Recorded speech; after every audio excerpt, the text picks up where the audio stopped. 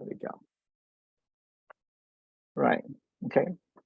This talk is organized by the Malaysia Singapore Brunei Studies Group, or MSB.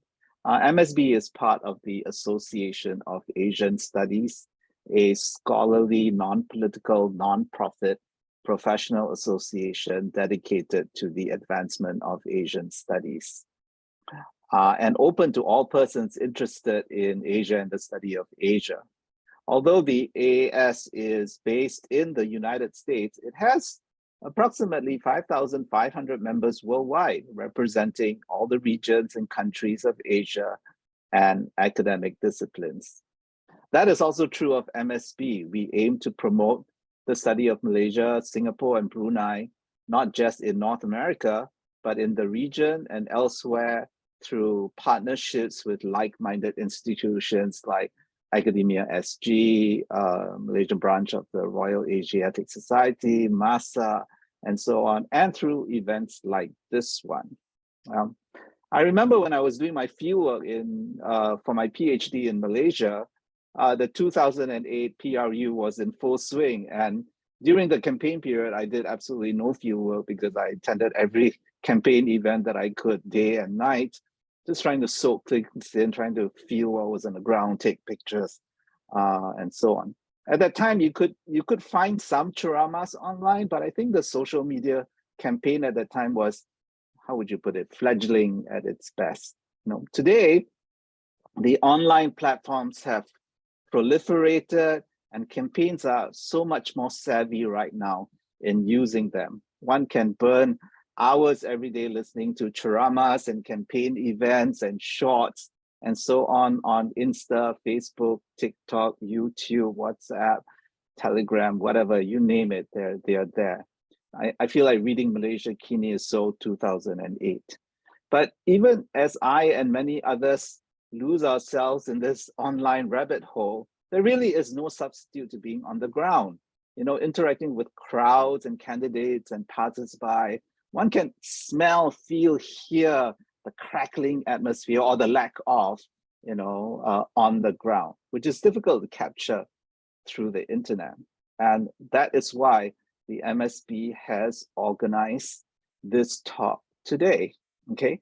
Let me introduce you to our speakers, okay? Meredith Weiss is Professor of Political Science in the Rockefeller College of Public Affairs and Policy at the University of Albany, SUNY, which is in New York State. In several books, most recently, The Roots of Resilience, Political Machines and Grassroots Politics in Southeast Asia, as well as the co-authored Money and Machines, Mobilizing for Elections in Southeast Asia, and a dozen edited or co-audited volumes. She addresses issues of social mobilization, civil society, and collective identity, electoral politics and parties, as well as regime change, governance, and institutional reform in Southeast Asia, especially Malaysia and Singapore. Meredith has been on the ground since early November and leading a team of researchers traveling across Malaysia. She's also still attending to her duties at her own home institution located almost halfway across the world and in the most inconvenient time zone. I have no idea if she's getting much sleep, but she has gracefully agreed to share her observations with us today. And I hope you have a kopi o kau with you right now. That's what you're drinking, okay? Elvin Ong is an assistant professor in the Department of Political Science at the National University of Singapore. His research interests are in the politics and policies of authoritarian regimes, with specific focus on the dynamic formation of opposition coalitions. And man, do we have coalitions in this PRU. His book, Opposing Power, Building Opposition Alliances in Electoral Autocracies, which just came out this year, looks at the 1980s Philippines and South Korea, about you take that pussy stick and as get off well my farm before I as shove as well as 1965 to 2010 Malaysia and Singapore, to show that opposition party leaders' perceptions of regime vulnerability and inter-party dependency condition their efforts and attempts at building opposition alliances. Also like to introduce you to Chan Xing Ying, who is going to help about you me take that pussy steak run and get off my today's farm before talk. I Okay, she will home. also be the co-host. Xin Ying is a PhD That student at the pussy steak and get Department off of my. Xining is a, I have a soundtrack going on here. Xining is a PhD student at the Department of Political Science and US. She previously worked in the Penang Women's Development Corporation under the Penang State Government, where she was the program manager of the Family and Children Affairs Department and head of the Policy and Advocacy Department. She is currently in Penang, and I believe Meredith is in Kota Baru, right? Okay, so those are the speakers. I'd like to talk very, very briefly about how today's program is gonna go. After my introduction, and I'll paste it in the chat, we will dive straight into the talk by Meredith, which will take 30, 35, maybe 40 minutes. That's elastic. And then Elvin will have some comments. Meredith can respond. And then we will just open it up to a Q&A. We have an hour and a half, or we have budgeted an hour and a half, and so we should have 30, maybe 40 minutes of Q&A. So how are we going to do the Q&A? So first of all, please paste your, please paste your questions in the chat. We will address and respond to the questions on a first come, first serve basis. You can type your entire question on the chat, or you can just indicate that you would like to ask a question, and we will invite you to ask it directly to the speakers. You can paste it to everyone on the chat, or you can just paste it to Xining or myself. Okay, so that is essentially how we are going to run it. So with that, I am just going to hand it over to Meredith.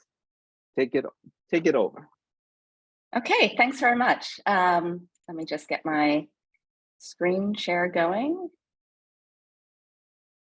Okay. All right, so everyone should be able to see a first slide, correct? Okay, let me move the people away. All right. Okay, so thanks very much to Malaysia Singapore Brunei Studies Group, and especially our illustrious leaders for inviting me to give this. It's really an honor, and I'm happy to see a whole bunch of you online here. Okay, so I have, as you've heard, I've been here in Malaysia since just before nomination day, and I am working with a loose group of researchers under the aegis of RSIS in Singapore.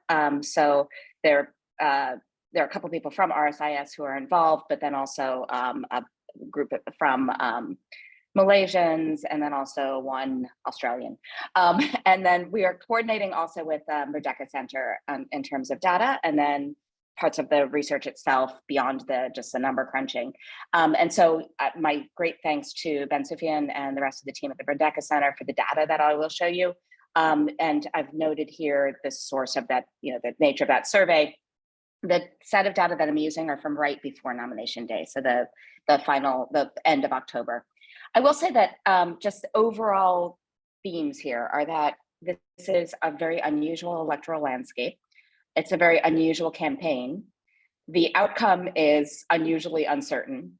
There's a potential, I do think, for some real changes. And among those changes will be an almost certain shift in the nature of political parties and the party system. So we have more coalitions on the ground instead of the two coalition system toward which Malaysia had been edging. There are more and less pesky mosquito parties contesting and more or less credible independents contesting. And I'll give some data later on the number of multi-cornered contests, for instance. Let me just set my timer here. There's also a very active social media campaign that's running parallel to the ground campaign with possibly greater impact, especially among younger voters. But there are plenty of older voters also just really throwing themselves into TikTok and to WhatsApp viral messaging and things like that. So that really changes the nature as well. And as came out very clearly, as Xin and I were, and the rest of us were discussing before this started, there are some really different approaches and messages in different seats or from different candidates. So some of the findings that I might draw will reflect the specific places I've been or events I've observed or people with whom I've spoken, they may differ from those that others have gleaned. So that it just is to say that there's a less coordinated approach than might sometimes be the case across states and constituencies and candidates than in the past. Okay. In terms of the background, I won't spend a lot of time on this, but basically a very messy political history, a failed transition in 2018. It did not consolidate in political sciencey terms. There were some marginal reforms to the electoral authoritarian system, but not a major overhaul. And some of those reforms were then rolled back. Others were extended under the memorandum of understanding between Ismail Sabri and BN with Pakistan, this confidence and supply agreement that allowed the last government. Okay, so some of the reforms, some of which were rolled back, were to media and civil liberties, anti-corruption, electoral procedures, some parliamentary procedures like introducing select committees, the anti-hopping law, which, as you can see in this poster here, this was from Anwar's constituency in Perak. The BN is taking credit for that, even though opposition also, PH also probably could. And the expansion of the franchise in particular happened. So I'll talk about that more in a moment. But who will operate in coalition with whom, or who would cooperate to the extent of some sort of electoral pact, that remained pretty unclear right until the cusp of the election, right until nomination day. Because we had this government that was comprised of BN, PN plus, but we realized fairly early on that that was not going to be a coalition that would contest together in elections. Where PAS would fall, though, remained quite uncertain. So it was quite late before we saw actual platforms. They mostly emerged really after nomination day, and parties or specific candidates within parties are giving different amounts of attention to what their manifestos actually say. We had already had state elections in Johor, Malacca, Sabah, and Sarawak. I don't consider those really bellwethers for various reasons. There are at least several states that quite early on said that they wouldn't hold simultaneous early elections.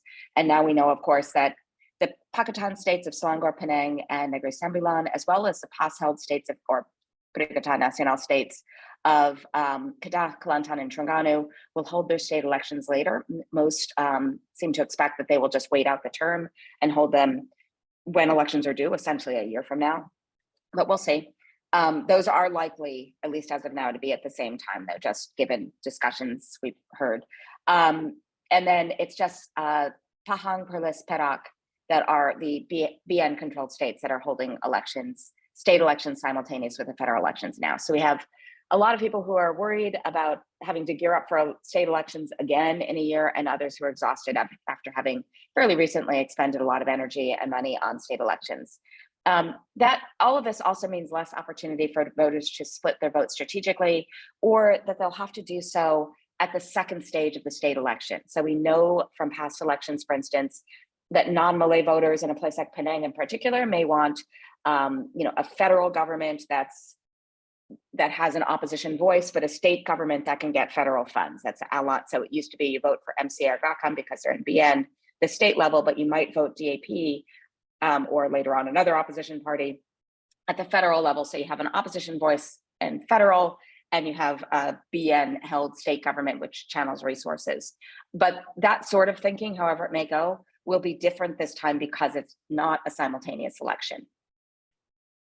Okay, status quo ante, just a quick, this isn't probably new to any of you who would take the time to come to a talk on the Malaysian election, but basically it's messy. It wasn't just two coalitions. We had in 2018, Pakatan won 98 seats in the peninsula, 10 in Sarawak, 6 in Sabah, and then there was an independent proxy who joined Pakatan later. So we had basically 115 seats for Pakatan, but that left them going into this election thinking that they had at least 55 of those that were secure. They had won them also in 2008 and 2013.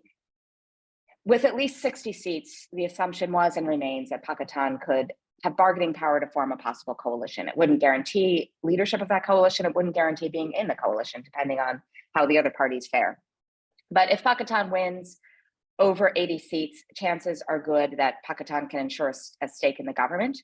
If it wins over 100, it can likely lead a coalition government. The BN had won only 49 seats in Semenanjung in Peninsular Malaysia last time. They're hoping now for 70 to 80. Most projections I'm hearing from the BN side is that they're putting the minimum, the floor that they expect at about 55 or 60. And the ceiling, there is no ceiling in the estimates I'm hearing. But at any rate, it's basically to say everyone's both optimistic and pessimistic. PAS, it's really hard to say. They will undoubtedly romp on the East Coast, but it's not entirely clear how they'll fare in the rest of the country. Being in alliance with Bersatu helps them in some ways, but also may diminish the power of the white moon on a green field, just because that sign won't be used. Okay, so Malaysia, of course, has a non-fixed election date. One of Pakistan's manifesto promises is to fix the election date, like the UK, for instance, so that you have, yes, it's there's the ability to end an election, to end a government early with a vote of confidence, but that otherwise we know when the election will be. That unfixed election date allows what we term electoral surfing, picking the best possible date. But these are not the circumstances that an incumbent government would normally prefer. So Parliament dissolved on October 10th. That left 60 days to call an election. The budget had just been tabled the preceding Friday. It had been moved up from an initial date of later in October. Most took that as BN's de facto manifesto. Now there's an actual manifesto. I'll show that in a bit. The Prime Minister, Ismail Sabri, had been equivocating, very clearly supported delaying the GE to at least some extent, but Party President Zahid Hamidi and others, the court cluster, pressured for early polls, the assumption being that they hope to appoint a new Attorney General or otherwise mess with things to avoid convictions on corruption charges. But it's really suboptimal and just genuinely awkward timing. Three main reasons. The economy is hardly thriving, even though it's likely to get worse. So there's a good piece out by Bridget, I think it was just today in Malaysia Kini, about economic factors and poverty in this election. All of that I would agree with. We had a high level of growth in the third quarter, 11.7% is the estimate. That followed an 8.9% growth in the second quarter. This sounds fantastic. But most of that just reflects a very low base given COVID, that Malaysia's just starting to emerge, with a COVID recovery. There's still, we still see a lot of things shut down. There's still a lot of, an increase in poverty, which if you look at any of the statistics, did increase both absolute and poverty and relative poverty, basically, increased during the pandemic quite notably. There's still slow growth in employment or wages, and very important for Malaysia's economy, good for exports, bad for imports. The ringgit is extraordinarily weak. So I think it's somewhere between 4.7 and 4.8, I think, to the US dollar last I looked, which is crazy. We're back in, if any of you remember, old like me, remember the CU at 5, Mahathir to Soros in the financial crisis. I mean, that's where we are again.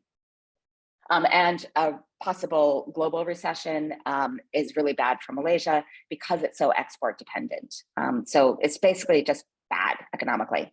There's a possibility of monsoons and floods, which we knew going in and which we're seeing now in practice. So there have been some heavy rains in different states already. Campaigns have been suspended for flash floods in different states. I'm now in, as Changsun mentioned, the East Coast, hoping that we avoid the floods, which are quite likely, and hoping that voters also avoid those floods.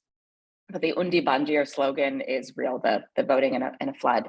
And then lastly, COVID isn't over, and cases had been ticking up, as was the case in Singapore as Malaysia geared up, dissolved parliament and moved toward election. I was seeing much more news out of Singapore than Malaysia about the uptick in cases. That doesn't mean it wasn't happening in Malaysia. It meant it wasn't being, broadcast all over the news in Malaysia. So basically, this could be a big super spreader. A lot of things are outside, and a lot of things are on social media that may help. But there's a lot of people moving around in a way that's not ideal when there is still a pandemic. Infections rose by 16.5% the final week of October. That's not great. And this new vaccine-resistant XBB strand is now in Malaysia. All right. There are also these, what I'm just terming electoral confounders, for lack of a better term. So these are things that make it really, really difficult to predict the result. There are all sorts of speculative projections going around, both of vote share and seat share. None of them is entirely reliable. I mean, they never would be, but they're especially unreliable now, just because we're in such a different electoral landscape. It's hard to project current practice from past practice. So most importantly, the electorate has grown. The constitutional amendment Undi 18 or Undi 18 passed in 2019 and then was implemented early this year, just in time for the Johor state election. That was the first one to include this expanded electorate. Despite the name, the 18 to 20-year-old voters, because the voting age has dropped from 21 to 18, are not actually the largest share of the new voters, but they are still an important share. So 18-year-olds can now vote. That's over 1 million new voters who are 18 to 20. But it's also those who had not previously registered are now automatically registered. The assumption is that a turnout will just be lower. We know from elsewhere that those who can't be bothered to register to vote often can't be bothered to vote. And so it may be that we just have a much larger electoral roll, but with much lower turnout. So there were just under 15 million voters on the rolls in 2018. There are now just over 21 million. So this is a little bit of that is just natural population growth, but it's over 6 million new voters. And so with a base of 15 million, that's a lot. We know from research thus far, as well as from the past by-elections, there seems to be less partisan loyalty among voters under the age of 30 in particular. And especially since those who are, let's say 24 and under, for whom this will be their first time voting just by dint of age, they've seen a change of government, change of parties without elections. So we had PH elected in 2018, PN, as it's now called, being in the lead as of 2020, BN being back in the lead as of 2021. That's not the sort of thing that's bound to incur a real sense of to whom to give credit or on whom to cast blame for what's gone well or poorly since in their political memories. Okay, so there's a fair amount of disillusionment. There's also just a fair amount of uncertainty about who does what and how the parties are different, probably because the parties aren't very different. In some cases, you have, Shahidan being dropped from UMNO, so just contesting under PAS instead in Perlis, because, why not? And there are a few people like that. But also, overall told, there was over 80% turnout for the last 3 general elections, likely to be lower this time. The current modeling actually has increased the projections. So initially, we were thinking it could be quite low, the Johor state election, which was lower than we would expect for the federal, both because people couldn't really come back from Singapore and because it's a state election, it's not seen as important, as similarly important. That was a ridiculously low 55%.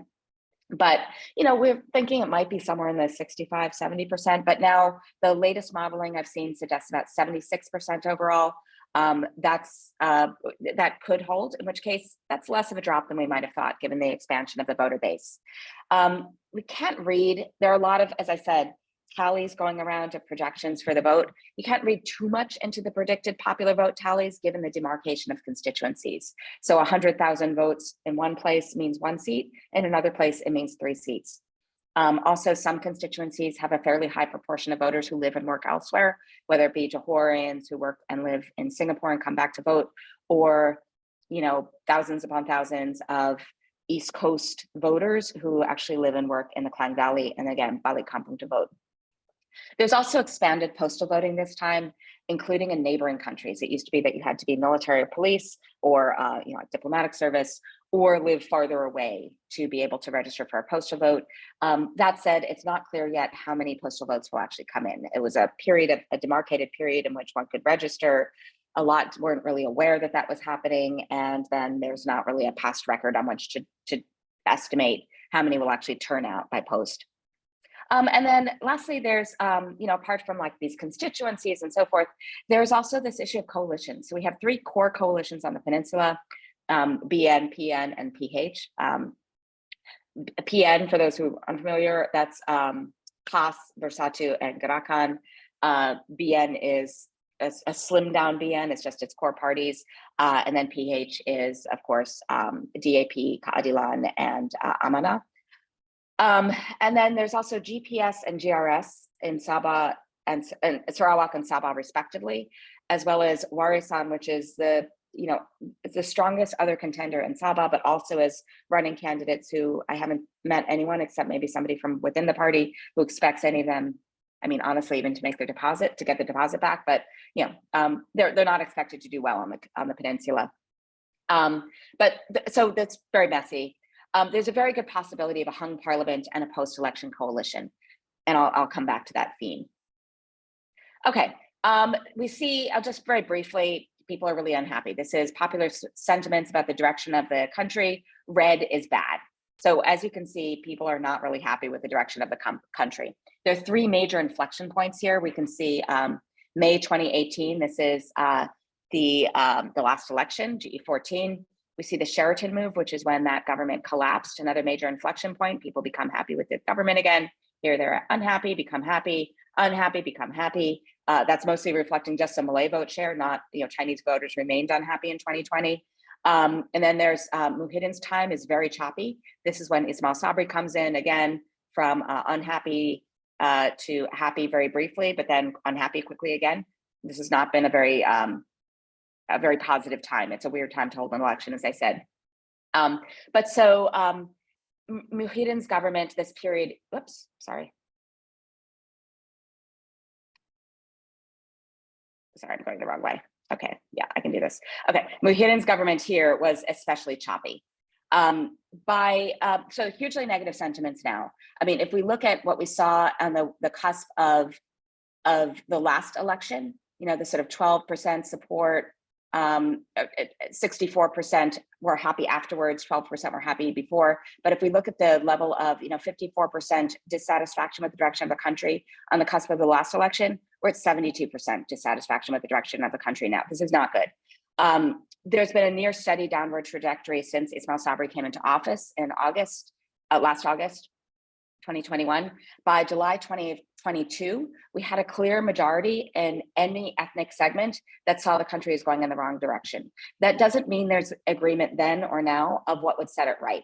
So views on the national direction declined after Parliament was dissolved. So there wasn't really a sense, we can see here that Parliament is dissolved and people are even more unhappy with the direction of the country. That there wasn't a really strong sentiment that this was a good time for an election. The economy is overwhelmingly, as you can see these lists below, the number one concern. But then there are a syndrome of poor leadership issues. So instability, poor administration, poor leadership, all of that. And concerns over political instability rose from 24% on October 2nd survey to 27% here. So it's not a huge jump, but that's meaningful. We don't normally see a lot of concern for political instability, specifically in Malaysia. All right, in terms of the government approval rating, this is really the same sort of thing, not direction of the country, but how do you approve of the government? We can see really sharp divergences in sentiment. So that's part of why vote share matters so much. The turnout of which voters turn out really matters because we have really different opinions among different segments. Everyone is net negative in their approval of the government, except for Muslim Bumiputra, that's in East Malaysia, and government or GLC employees. And even the government GLC employees aren't thrilled.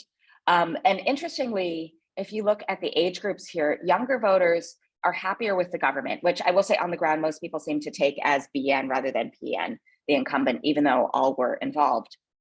And so that was actually surprising to me, that lower income voters, looking here, are more satisfied, may reflect the various payments and measures to address the COVID downturn that we've seen, as well as just the raft of promises that started to emerge with the BN budget, which we knew would also be the crux of its manifesto, and with the fact that an election brings goodies.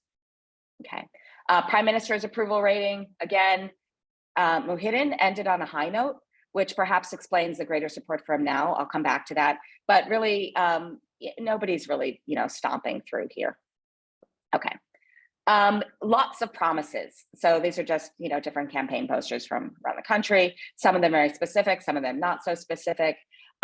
They're dueling, but also somewhat similar platforms. We're unlikely to see really dramatic variations emerge as strong campaign issues, even though there are some differences in the platforms themselves, the manifestos, since all parties need to hold themselves open to the possibility of an alliance. But I do think real reforms could happen. And I'll come back to that.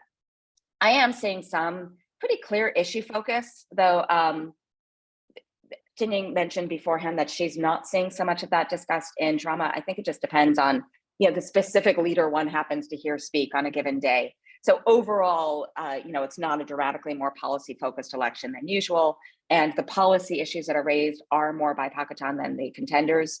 But there has been some fairly astute discussion.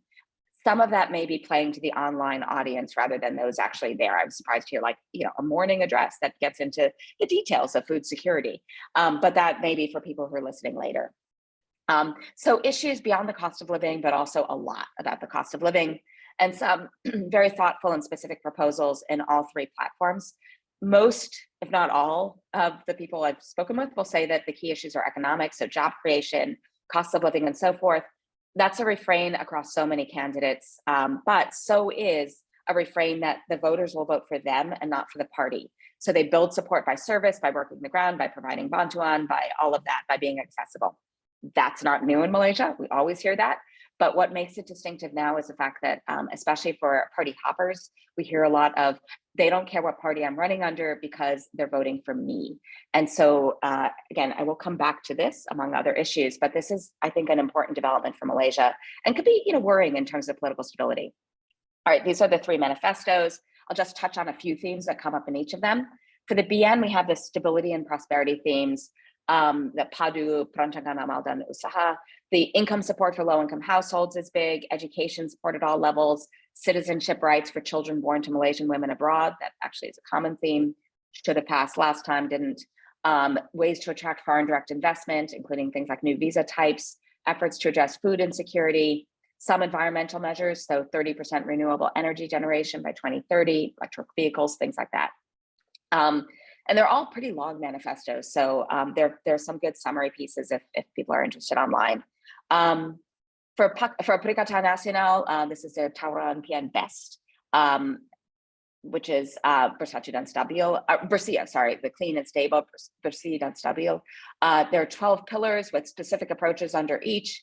So they'll introduce a new Kad Perikatan Nasional to access social services, targeted development schemes for pretty much everybody, Orang Asli, Felda, elderly women, things like extending 5G internet, including to like religious schools, food aid, higher pay, things like that. For Pakatan, we have the Kita Boleh, which is the main theme. So that they will also address rising costs of living. Here we see a lot of institutional reforms. I'll come to this in the next slide. Things like fixed parliamentary terms, absentee ballots, equal constituency development funds, a parliamentary budget office. They have proposed 35% seats for East Malaysia, which East Malaysia has requested, as well as having one of two deputy prime ministers be from East Malaysia, anti-corruption measures, development of targeted industries, so green, agro, care, creative, TVET. Can you hear me? Is there an issue? Or somebody else just unmuted? Okay, I'm not saying anything on WhatsApp, so I'm assuming I can be heard. iPhone was just joking. Oh, I see. Okay, thanks. Okay, I'm always, these days, often it's that I am frozen. Yeah, okay. Craig so, is Zoom bombing. Okay, all right. So just if somebody can take them off. All right. So does this mean jail time or no? Chongsun, do you mind removing the Zoom bomber, please? Then, okay. So anyway, development of targeted industries, gender inequality, reforms to the healthcare system, things like that. Reducing tolls, that makes an appearance. But the key takeaway again, all three coalitions are offering actual reforms, not just payouts, though there's a lot of payouts. But there are new approaches involved. Some of these changes, I think, are all but certain because they're across platforms and they're fairly uncontroversial and will just win support for whoever happens to be comprising the government at that point in time. So things like citizenship for children born overseas to Malaysian women. This is really not very controversial now. I thought it would pass last time. It just Craig didn't. Lockard. Craig is not going to be the Zoom bomber. I can promise you that. So whoever is saying that, please remove yourself. Okay. So others rest on the relative strength of the coalitions, like term limits. That's really Pakatan, but not the others. But we should expect to see at least some meaningful repitching or reform. And with Pakatan, we might actually see more substantial institutional reform. In terms of those institutional reforms, Shut the fuck up, has Greg. put together a really great list of these institutional reforms. So actually, Chongsun, is there a way to mute everyone and then I'll just unmute myself?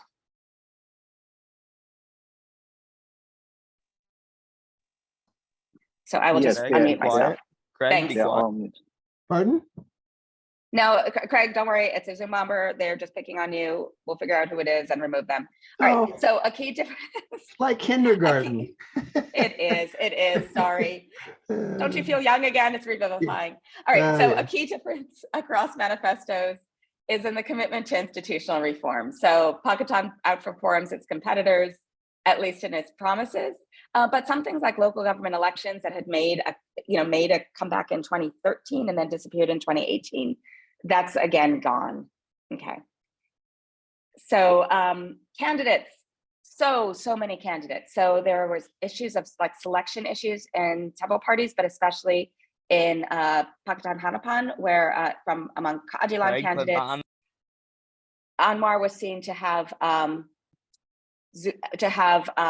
ousted Osman supporters. But then also within UMNO, we saw that Zahid denied most of Ismail Sabri's faction seats to stand. The maximum number of candidates in any one seat is 10 in Batu, but there's some interesting data here. This is, from the putting together from, Bernama put this together from SPR, the Election Commission data. So we can see why there's such an emphasis on the ground on individuals, that we have so many multi-cornered seats where people differentiate themselves. It's not enough to say, I'm from this Malay-based party or that Malay-based party. Rather, it's me that you're voting, for whom you're voting. There's also less emphasis on the prime minister, in part because there isn't so clear a prime minister for BN. Yes, Ismail Sabri has said that he will be the prime minister designee, and Zahid has endorsed that, but it was Zahid who launched the manifesto and so forth, and who's really still the party president. But we do see lots of young new candidates, and many of them run on that identity. Not so many women, 15.5% versus the 30% that various parties keep saying they'll have. And interestingly, despite the emphasis on youth, candidates above the age of 60 comprise just over double the number of candidates below the age of 40. And we have 556 candidates above the age of 50, despite the fact that around a third of voters are under 30, and if I remember correctly, 60% of voters are under 40. So I mean, definitely candidates skew older than voters. The number of multi-cornered, the Penjuru, the number of corners contests is really unusual for Malaysia. This is what we might see sometimes. I mean, not to that extreme often, but close to that in East Malaysia, but not in Peninsular Malaysia. So the modal number of candidates per seat is 4. 77 seats of 222 total contested have 5 or more, so that's 35%. And only 4% are straight one-on-one fights. So this is not a 2-coalition election. Okay, and of course we have Mahathir still contesting at 97. In terms of what people are looking for in their candidates, there's a clear concern, at least rhetorically, for clean, non-corrupt candidates, and not for communal champions or individual help. The communal champion, committed to your communal interests, I think that might be skewed a little bit just by the fact that, pretty much everyone has a communal champion across one of the parties they can vote for if that's what they're looking for. But it still is interesting the extent to which corruption remains an issue, especially since, I don't have this slide, but the data had shown just before, up until at least just before the election, that the sense of progress on corruption, that the country had made enough progress, was woefully low, just in below 20% thought that was the case. So, definitely this remains an issue. And I think that's part of why BN is, struggling. You can see it on the ground, we see it in data. It's still doing well in some strongholds, but overall not really able to control that messaging on the court cluster and so forth. But candidates do really stress the personal assistance. So I'm not so confident of this issue of, that only 3% say that the issue of, a single-digit percents. So first or second, saying it's their first or second choice, only 3% say that they stress personal assistance service, that they've helped me or my family. That does not align with what we're seeing in terms of candidates' approaches and what you tend to hear on the ground. Okay, in terms of leaders, part of the reason that BN has trouble controlling its message, as you can see, Zahid is really, really unpopular. He remains unpopular. Those numbers have only decreased. I think it's down to like 12%. popularity rating or satisfaction rating last I saw. Muhyiddin is a little, Joe, this is on the cusp. These are not the last poll, but the one before that, but it's actually increased slightly. So Muhyiddin is above water, but really there's not a clear sense that any of these leaders has really strong support. And so Muhyiddin is helping to pull up Perikatan Nasional to an extent that even Anwar probably isn't for the most part for Pakatan. Among those who have been PM, it's only Muhyiddin who's ever so slightly above water. Among others, Khairi Jamaluddin is most popular and least unpopular among people who have not yet been PM, so they haven't yet had a chance to ruin their record. He slightly edges out Hishamuddin Hussein as the other likely contender for the BN side should they form a government. But Khairi is facing a really tough contest in Sungai Buloh. He wasn't able to contest again in Rembau, his incumbent seat, because he is not on Zahid's faction. And then Najib, of course, can't contest, but Mahathir still is contesting. That just might confuse things slightly, but not a lot. So support for UMNO has seen a small uptick, as I mentioned, when Zahid reiterated that it would be Ismail Sabri who would be PM rather than him. But this is a hard message to control. All right, in terms of the parties, longstanding parties like Gerakan acknowledge themselves that they might collapse if they don't somehow magically do better. We see mostly disciplined coalitions, especially on the West Coast. There's some concern that voters won't recognize, that PAS voters won't really recognize that they should be voting for this teal PN logo, though most PAS people seem to say that because there's such an opportunity for messaging in the masjid and otherwise, they can get that through to their voters. But no one's running under, except for BN, they're not running under familiar logos, the rocket, the moon, and so forth. I will say, being on the East Coast, the moon is everywhere. There's no concern. But parties are not supposed to include their own party symbol when they're part of a registered coalition that runs as a single party. So some do, but they're not supposed to. There's strategic ambiguity to some extent about the composition of coalitions. So we see, for instance, that Malay candidates for DAP, there's an increasing number of those. Some of them are quite happy to be running under the Harapan logo because it just obscures which party they're in. We saw some of that last time also when they ran under Keadilan's logo. And for instance, Gerakan, you see a poster here. One of their candidates, this one in fact, said that a lot of their Chinese voters don't seem to realize that PAS is part of their coalition, so it seems less of an issue. Okay. In terms of party characteristics, being able to deliver development still remains really key, but we really see a mix of what people are looking for. Things like fair treatment of all races, it's hard to know how to interpret that because for some that might mean their own ethnic community specifically, all right? What drives the votes is also fairly complex. So who the candidate is, their record of service, their generosity, their name recognition, that does seem to matter more than the political party. That aligns with what I've been seeing on the ground and what candidates have been saying. Party hoppers in particular, and there are a lot of them, note that they don't stress their party. And this offers a safety valve for candidates from less popular or less known parties. We saw even in Johor, for instance, an MCA candidate who could pull through based on, by all accounts, his own record of service.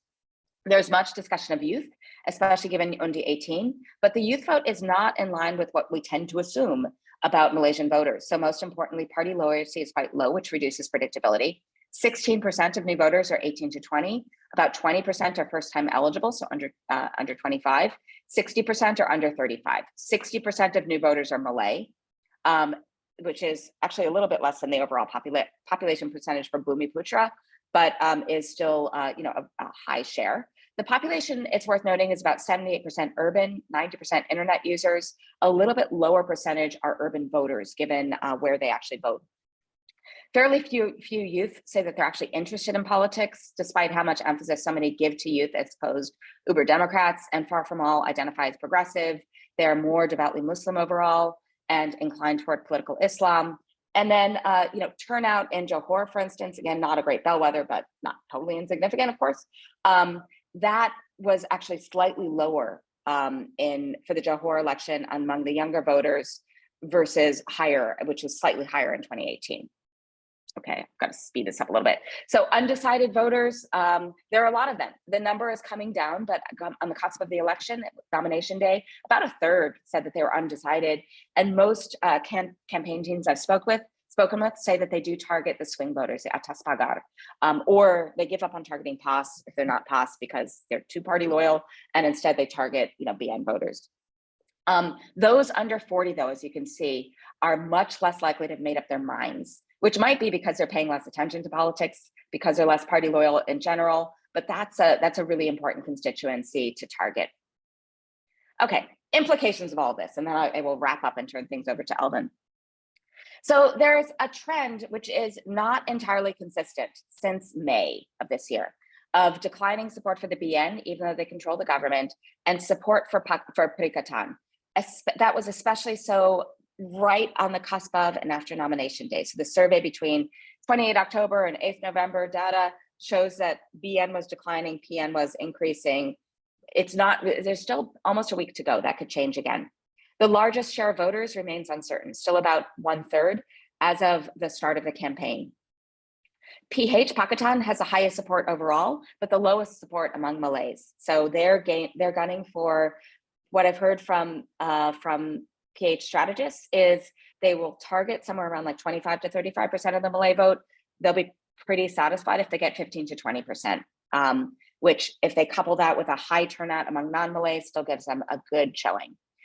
The BN and PN really target the same vote share. They're targeting Malays, especially, but not only rural Malays.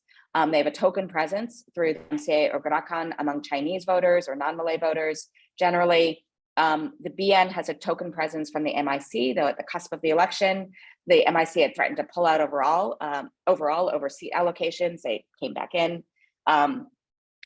Pakistan needs just a quite modest share of Malay votes. So again, they could still do quite well even without winning that, but then their credibility is at issue. It's hard to govern without Malay support, as they found in 2018. Even though parties say they target swing voters, and there are a lot of swing voters, at some point they also turn to poaching. And so again, a lot of the more easily poached voters are those from Barisan that may already have some doubts about the anti-corruption credibility of their party. Or for other reasons, that BN, for instance, we knew going into the election that they had significantly less money to spend for all sorts of reasons, and that seems to be holding up. They don't seem to have magically made up what I had heard as of mid-year was about a 1.2 billion ringgit shortfall in their desired election budget.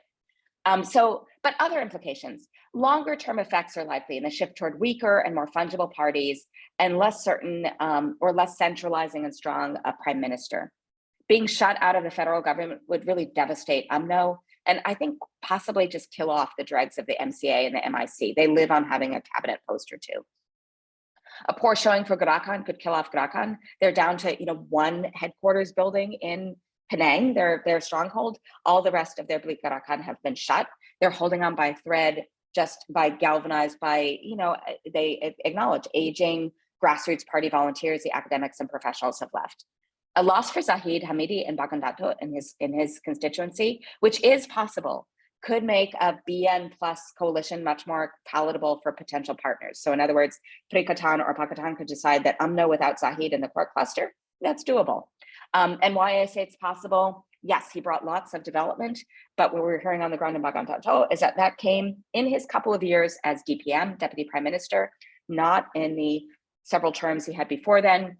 And it's mega projects that can be spun as yes development, but not just benefiting the local constituency, like a new vocational school that people come to from afar.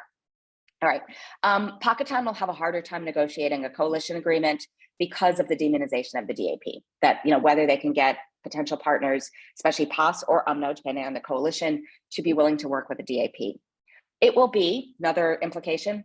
Much harder to differentiate among parties after these coalitions that are now in train, as well as the ones that may form. So Perikatan seems to disavow being part of the incumbent government now. It's not really part of their campaign that I've seen. That's partly because it's so clearly Zahid's responsibility, and that's therefore UMNO's fault that these elections are being held in the floods, even as Perikatan lays claim to its record under Berhudin, and they do lay claim to that. including now he's sort of owning the MCO, the movement control order, for having brought down COVID levels. So that was not a popular policy, to say the least, at the time. And then lastly, before I turn things over to Elvin, as I mentioned, I think, perhaps the most important implication to hold on to for these elections is that I do think Malaysia is likely to achieve some quick and meaningful reforms. So aid to specific groups that really do need it, including women, the elderly, youth, and so forth. Political finance legislation, this is the time, ini kalila, because all the parties are poor and will be even poorer after, or are relatively poor and will be even more so after this election. The biggest spenders, just observationally, seem to be Perikatan, and then actually Buddha seems to have money. I'm not sure where it's from, but that's still a small party. And allied with Pakistan. So, the time to pass political finance legislation is when every party could see that as a relief, that they don't have to garner as much money as they otherwise would. And then, possibly some other structural reforms to things like maybe the timing of elections, even though that's not across the board on coalitions' manifestos. So I will stop here. That basically, it's really hard to predict, but I will get back on the road soon. Okay.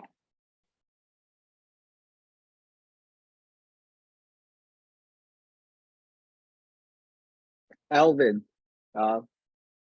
take it away. Hi, everyone. Good morning. Just to reintroduce myself again, my name is Elvin. I'm an assistant professor here at the Department of Political Science at the National University of Singapore. I've been a consumer and admirer of Meredith's work for a very long time, especially in my own work of building opposition alliances. So it is great privilege for me to be a discussant today to discuss Meredith's presentation. And the way I'll discuss is basically just, I think, pick up a few key points from the presentation and then just present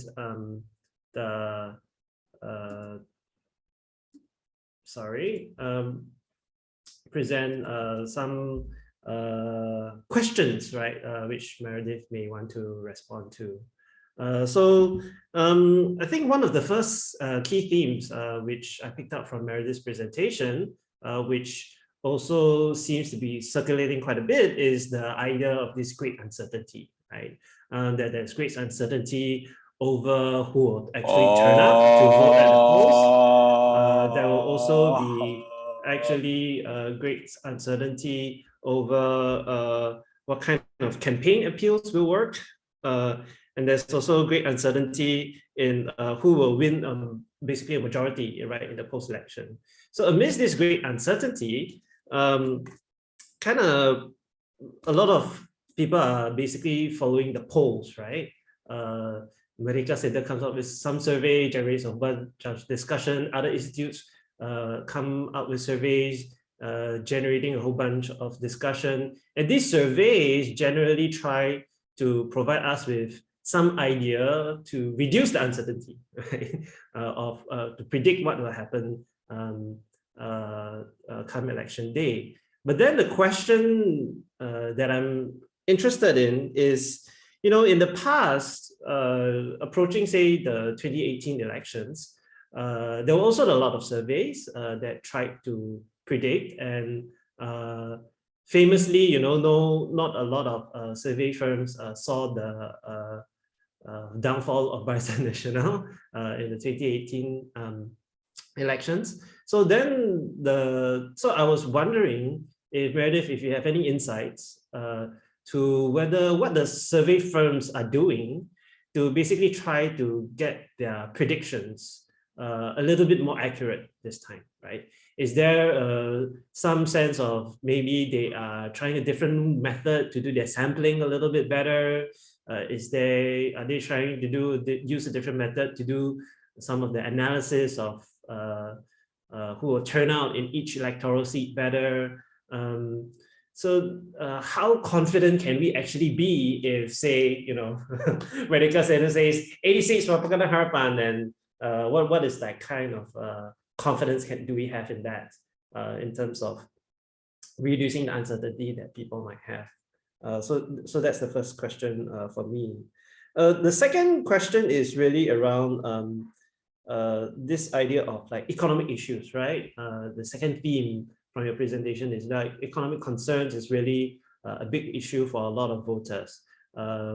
Many of them are struggling on a day-to-day basis. Inflation is high, the ringgit is weak, and the wages are not rising in tandem.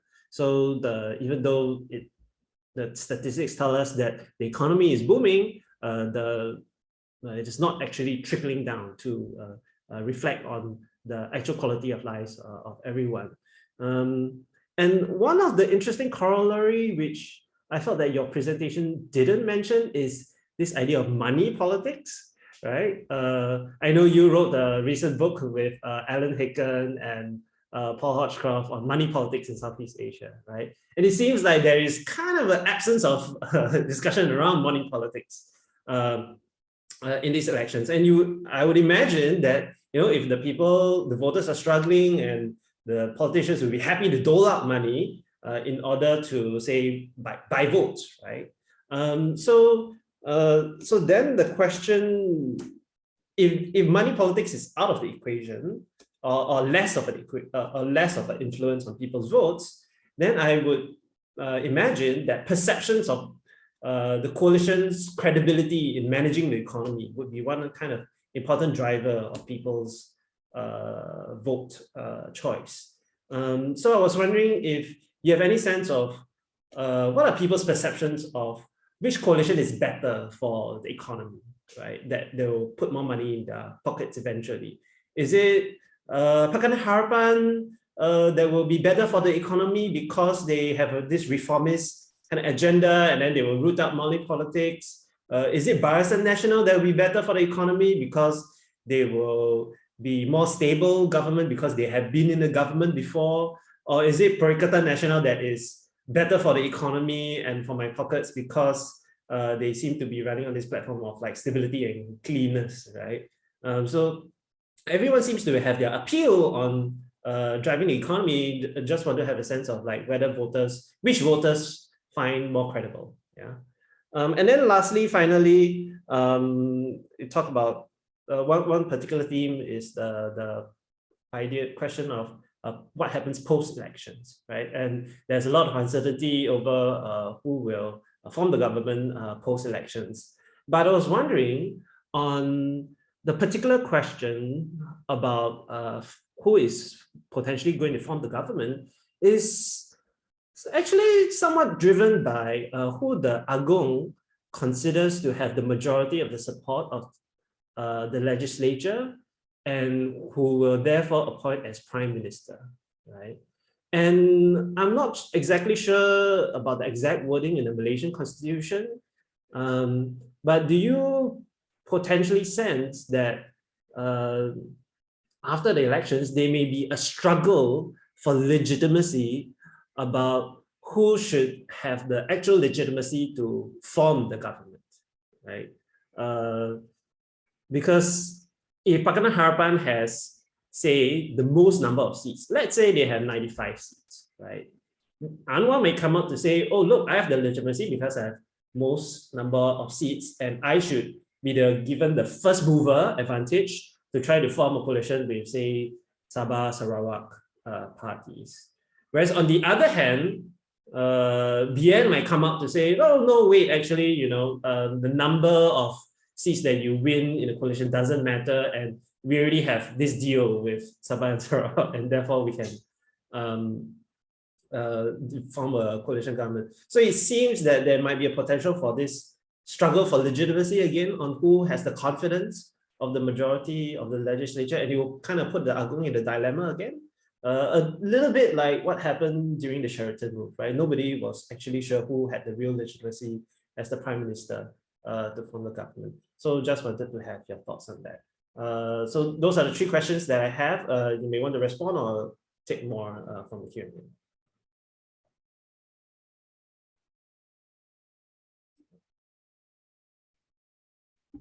Go ahead, Meredith. You're muted. Oh, sorry. Okay. Yeah, sorry. Just 1 second. I'm just throwing a photo into a slide, and then I will Okay, so this is going to be a sloppy one, but it'll do. Okay, so I'm going to I'm going to address these questions as best I can very quickly with showing a. Come back to Zoom. Wait, why won't it let me do this? Okay, showing my slides, which is right here. Okay, basic. Okay, and what I want is this one. Okay. So, all right. So the question about like about the surveys. So this is the method that is being used. It is not dramatically different from previously. So it's still by phone. That means that there'll be some, oversampling by, just who picks up their phone. But it's both fixed and mobile lines. It's a national sample. It's a stratified random sample as they usually are.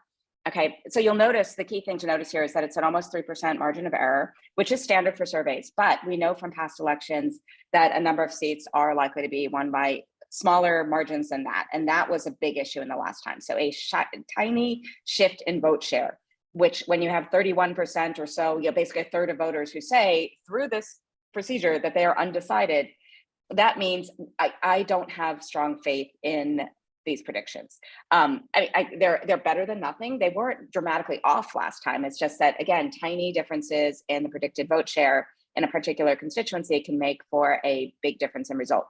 And that's the same anywhere, but especially now in Malaysia, where there's this level of uncertainty, along with an expanded electorate.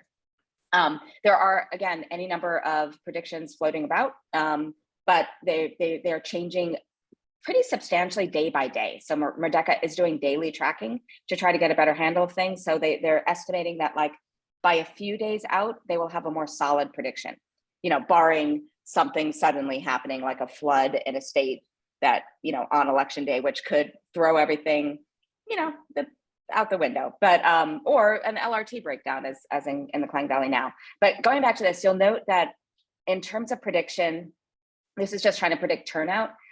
They're using, so the blue line is what the survey says, and then the red line is tempered to reflect past experience, how much people tend to overstate their likelihood to show up to vote, which anywhere we do these sorts of surveys, not just Malaysia, people are much more, they're much better citizens in principle than in practice in terms of actually voting. So there is that sort of adjustment of results to take into account what we've known.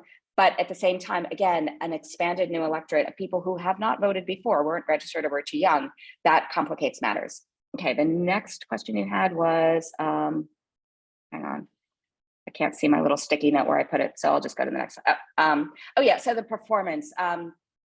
So there is there are some real divergences in terms of what, for those, for instance, this is just for the incumbent government, but we can see that things like the fighting corruption, there was some advantage when Najib was sentenced, but in terms of managing the economy, there's not a lot of confidence. And so what we can see across the different parties, there's not a huge amount, just because the economy is in bad shape.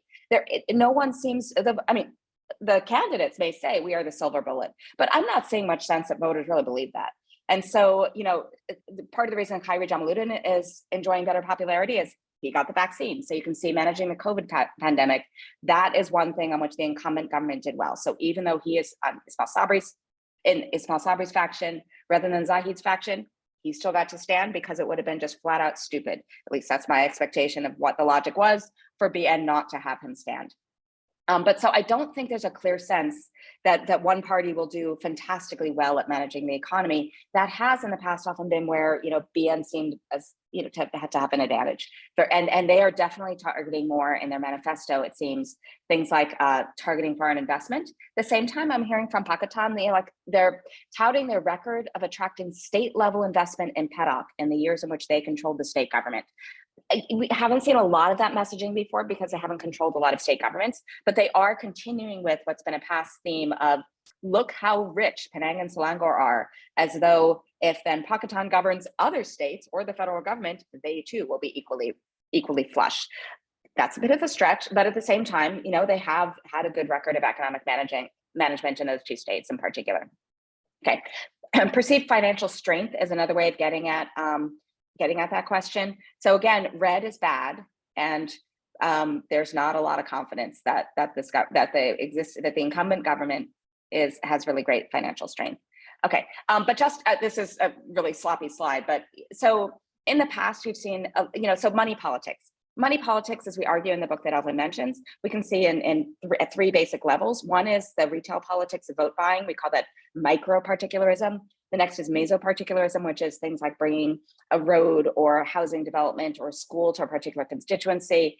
Macro-particularism is claiming credit for things that the government as a whole has done. So for Brim, for instance, in the last election, that BN could claim credit for that, or we brought vaccines, as though another government would not have brought vaccines.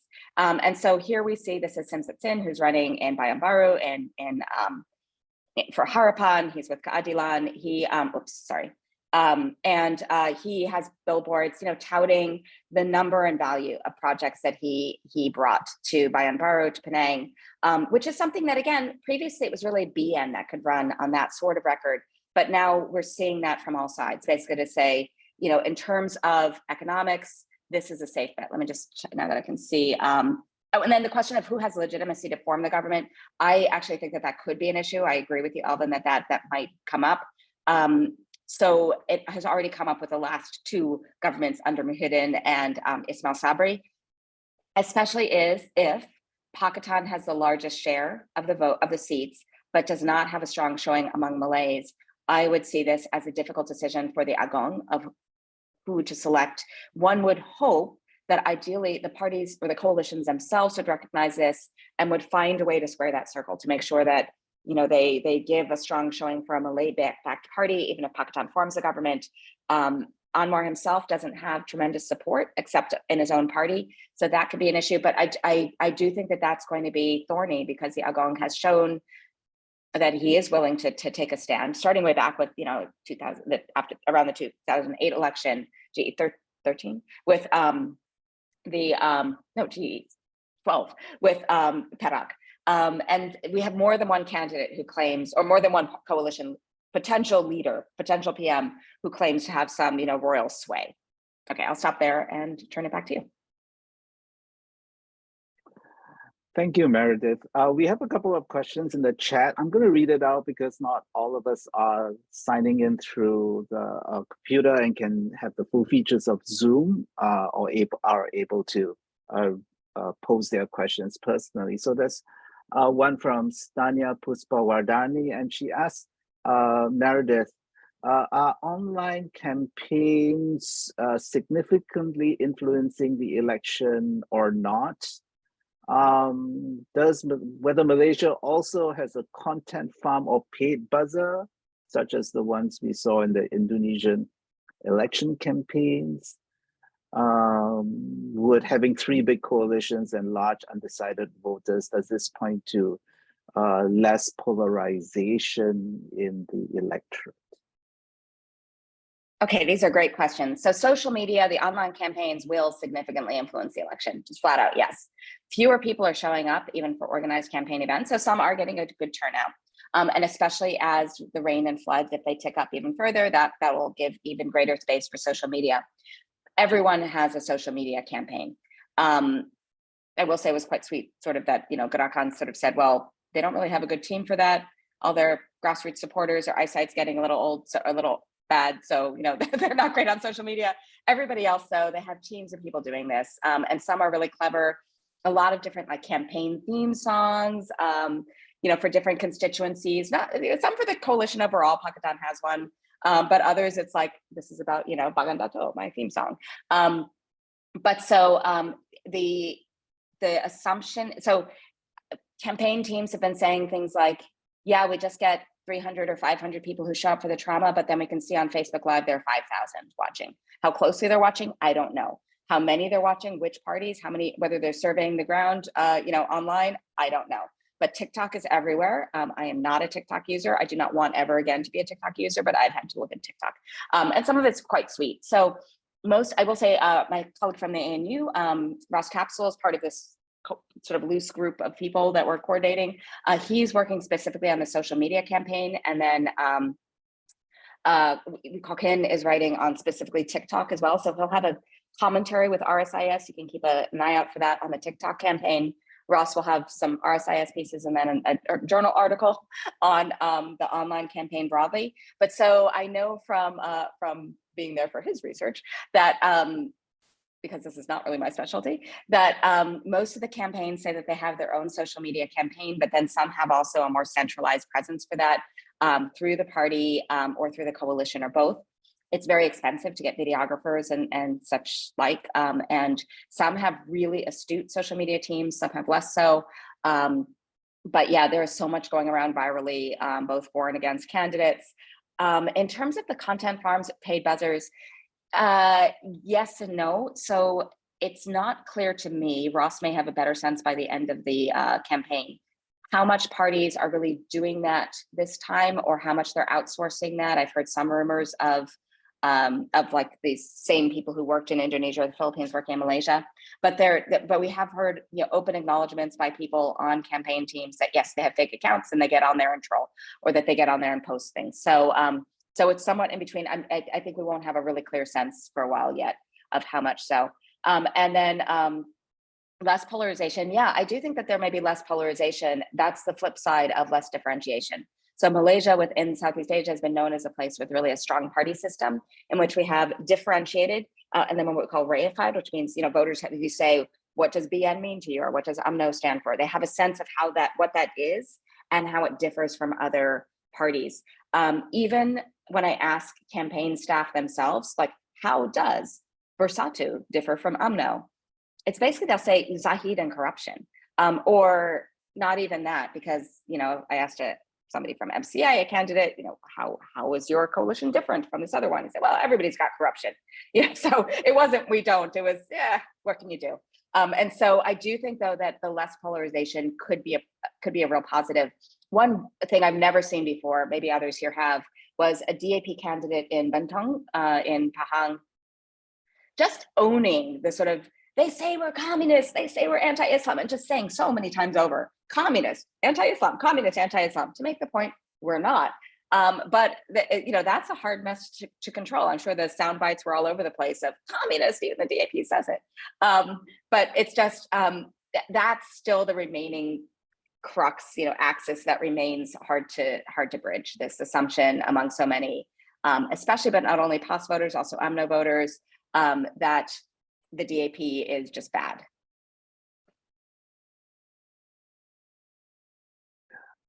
Thank you.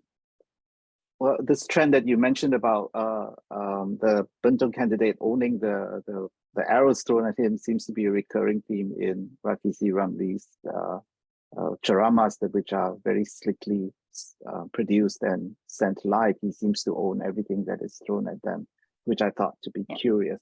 We have a question here from David Mestijazovic. He asked, the discussion of weaker parties and less ideological politics could be interpreted as weakening political institutionalization.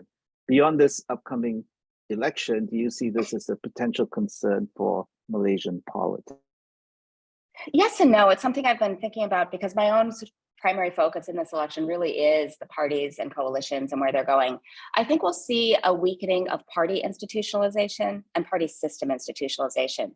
The result, though, could be positive for political state institutionalization. So I've written previously that one of the reasons for a fairly weakly, in some ways, weakly institutionalized state structures, the structures for horizontal accountability, for institutional checks, is too early and too strong party institutionalization and party system institutionalization, that we're left with this seemingly unmovable BN and UMNO within it.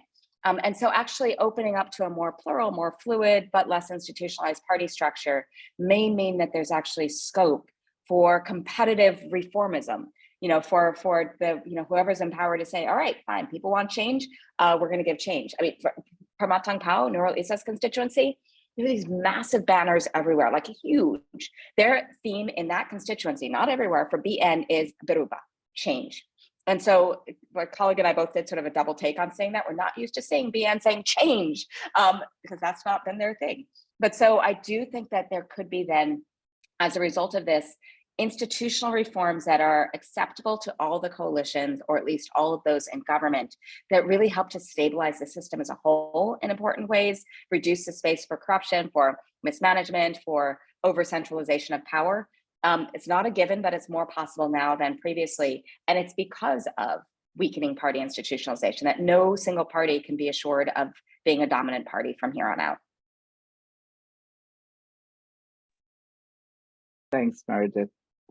Here's another question about electoral irregularities, which brings to mind the last election. There were like crowds of people, surrounding police cars as they were going into polling stations. Do you have any concerns about those electoral irregularities on the ground vis-a-vis previous elections?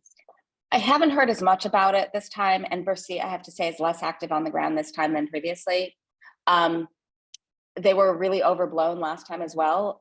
So some of that turned into just racial profiling of, oh, look, there's somebody with dark skin. They must be, a Bangladeshi migrant worker. It's like, no, that's just a Malaysian with darker skin. Stop targeting on phenotype. But and then some of it was just a bit ridiculous about, some of the allegations of flights and buses and things like that. There were a couple of, people who actually went to the trouble of debunking in detail, but you would need so many buses worth of voters to change the, an urban constituency's outcome. We have 100,000 plus voters even then, and even more now. That much of that was pretty patently nonsense. However, revivifying for some voters. But in terms of other irregularities, there still can be some. So issues like the cleaning up the electoral rolls, I think we've seen some progress on that front. But I don't know how much. Like, it just hasn't been. It was Bercy who was spearheading a lot of the work around that. Bercy's focus, so far as I can tell, has really shifted a bit more to proposing not just electoral improvements, but larger institutional changes that would help to stabilize the system. And some of those, as I said, do seem to be going forward. So I don't have a strong expectation of electoral irregularities. I assume there'll be some. There was an allegation of early voting. Maybe it was Lumud, I can't remember, of military votes, but they may have just been normal postal votes. That's the response. So, but it's not enough that it would sway the election regardless. And so that was just one report. I don't think it'll be a huge issue. It might be to an extent, but the EC seems to have a handle on things. I had learned from EC commissioner beforehand that they thought that, they had advance notice of when elections were likely to be, and then that they would need about 1 month from the dissolution of parliament to the election day to make sure that everything was set up well enough to accommodate this huge increase in the number of voters, because that just takes more. And they do indeed. It was the 10th of October to the 19th of November. They have that time. So I don't expect major problems. I could be wrong. I think the largest concern is really the weather.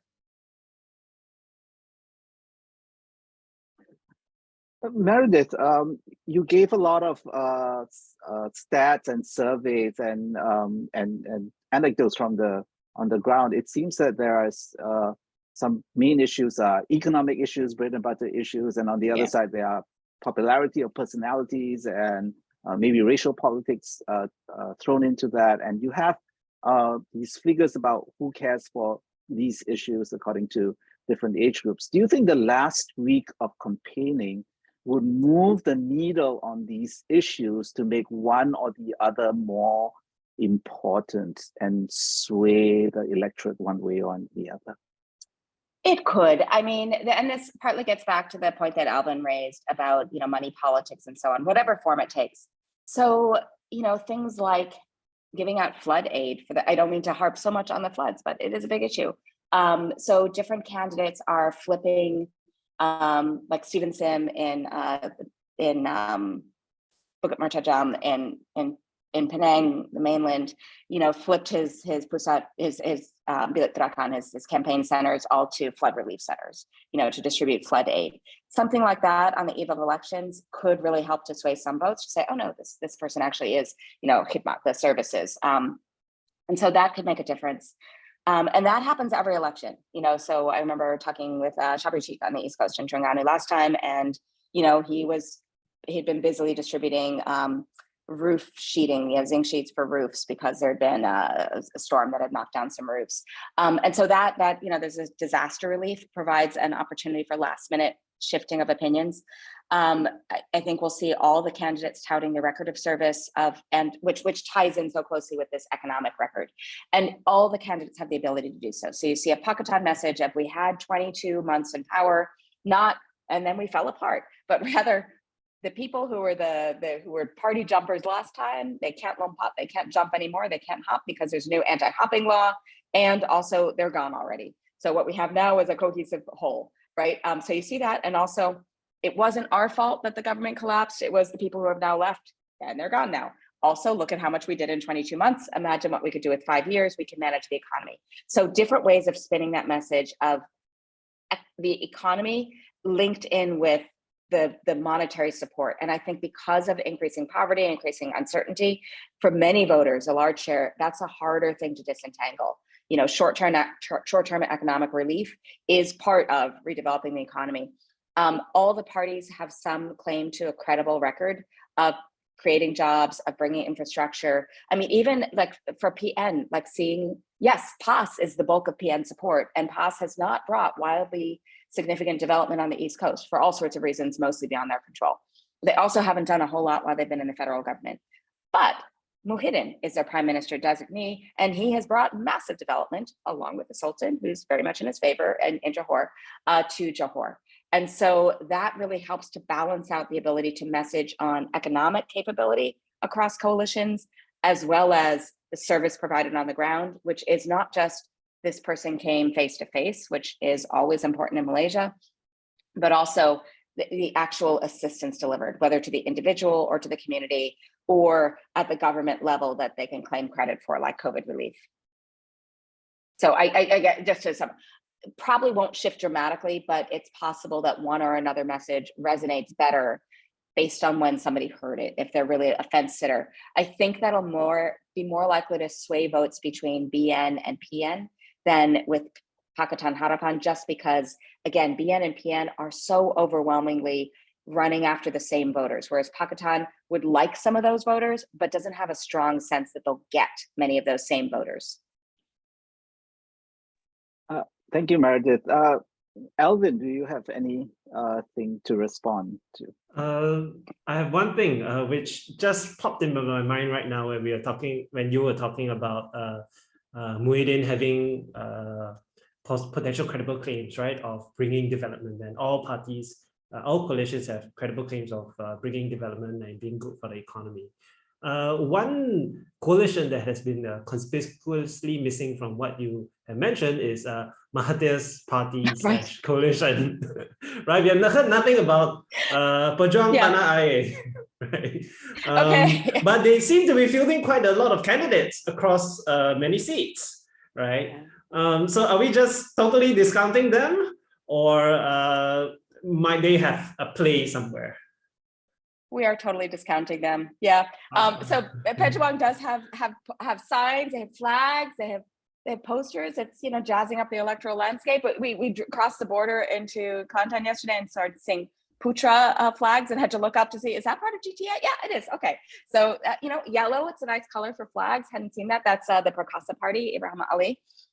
Different flag than last time. But yeah, they are running in a lot of places. I have heard an expectation that Mahathir himself may win in Langkawi for however long he may serve.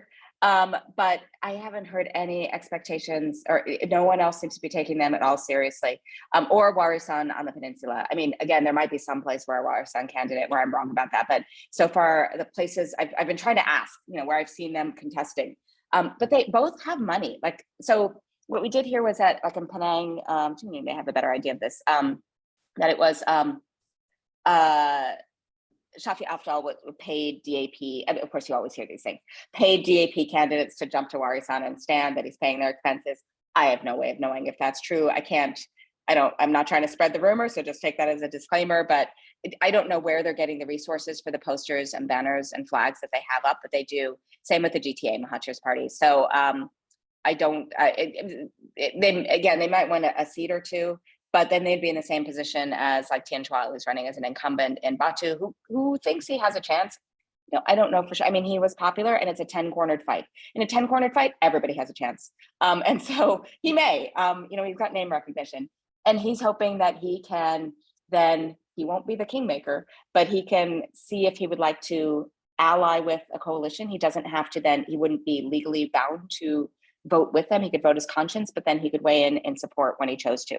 So it might be that Mahathir and GTA, there perhaps 1 or 2 seats, probably not much more than that, if that, that they have that same capacity. But I doubt the coalition, from however much of a range there is in the projections that are floating around the internet now, it doesn't look like it'll be down to like 1 or 2 seats to make the difference in, just this plus this plus this won't be within 1 or 2 seats of this plus this plus that. Yeah. And a very quick follow-up, how about Muda? Right? They also contesting in very small number of seats, and is there a chance of them winning 1 or 2 seats? So there, there is. Syed Saddiq has, some chance maybe, but probably. I mean, it's hard to say. So they have good people. It's possible, but probably unlikely. They are also spending a lot. Again, I don't know where their funding is from, but Syed Saddiq spent a lot while in government. That was actually the first thing that came to mind as when you asked about money politics and like what people, who gives out what.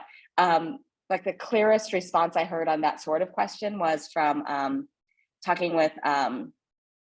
Din, the former MD of Perak, who remains a state legislator, but who is campaigning for Muhyiddin. Of course, when asked about Syed Saddiq and like the tablets and such that and food aid that Muda had given out, which is quite popular in War, whereas Muhyiddin is just next door in Pagal, just sort of laughed and started showing me TikTok videos of the containers, like shipping containers that he had with a curtain instead of a wall on one side. So on TikTok, you can roll that back and show the food aid being unloaded a couple of weeks ago in a flood. It was pretty amazing. So it's like, oh, he gave out thousands. Look at this. So Muda might stand a chance. The most likely one would be Syed Saddiq. They have some other really sincere, you kind of got to root for the underdog candidates. They do have some resources, but and they are allied with Pakistan, and so that was very contentious to get those seats. So I'm hoping they have. I'll be able to, after in the next few days, get to take a closer look at a Muda constituency. But I'm hoping they do have Pakistan machinery behind them and not just their own small, if determined machinery. And they should. But it's really hard to say just because they're not running under the Pakistan logo per se, which for many is a bad thing. For them, it might be a good thing. They're running under Muda because they're not legally part of that coalition. They're just in an electoral pact. So that's iffy. It might be just a split vote helps them. We have time for the last question that just came in through the chat. With most seats hosting multi-counted fights and many margins of previous victories, only 5% or less, everyone can be a winner because it's winning a plurality and a majority. How much of it hinges on turnout and overcoming the enthusiasm gap via handouts? Yeah, so I mean, the enthusiasm gap seems to be waning across the board. Like, going into this, not just from surveys, but also just from like talking to people, I had the assumption that turnout would be really low. No, people seem to be gearing up. Some of it really, I think that's, again, this is something I'm not good at judging as just a troglodyte. I do think social media is helping with that people are, you cannot avoid the fact that there's an election and everybody is showing memes and TikTok videos and so on. I mean, I'm getting them from like 70-year-old friends who are not normally on TikTok. But so it's just a question of which ones attract, like it might be one knocking candidate, but they still find it really cute and decide, oh, I'm going to go support them. So I don't know how that plays out. But so yes, so much is people may be enthusiastic more than we had initially expected may turn out. But that's, but it's still, especially when you have, again, a modal number, the greatest, the most common number of corners is 4. When you have that, that's with more than one strong contender, that makes it just really hard to predict, especially if just a 5% shift their vote who do turn out. So yeah, a lot turns on that. And the last week can make a big difference. And then again, this is one of those places where how well the parties physically can help voters, clear their path to the polls will matter as well. Do they make sure that transport is going? Have they made arrangements for, like, if there's heavy rain, how to get people still to maintain that enthusiasm to get out there? So yeah, I think this week should be pretty interesting to watch. So a lot of it will probably be handouts and promises. And again, they're coming from all sides, which somewhat cancels it out, but it still makes it interesting to watch. But yeah, I don't mean to be, inconclusive, but it is, I find it all really quite inconclusive. Well, thank you so much, Meredith, for your generosity in coming and sharing your thoughts, and for Elvin too, for your comments and your questions. I think this was really insightful because you came from both a place of data and expertise and boots on the ground and understanding what is happening. I was going to pose a question to you, which was who is going to be Prime Minister on November 20th, but I don't think I'll ask you to look at the crystal A prominent ball. Malaysian. So I want to thank everybody for spending this time with us, and just observe the next week, and we are in for a while, right? Thank you so much. And thanks, Meredith and Elvin. Thanks.